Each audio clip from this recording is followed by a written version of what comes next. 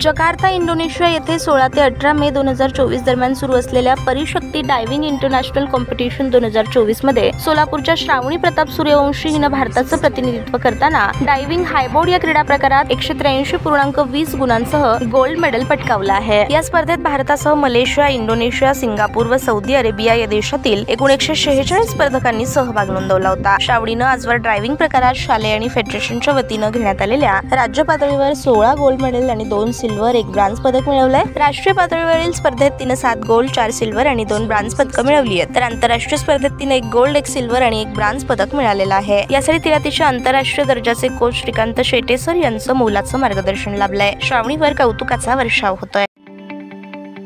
ताज्या बातम्या पाहण्यासाठी प्राईम महाराष्ट्र न्यूज चॅनलला सबस्क्राईब करा।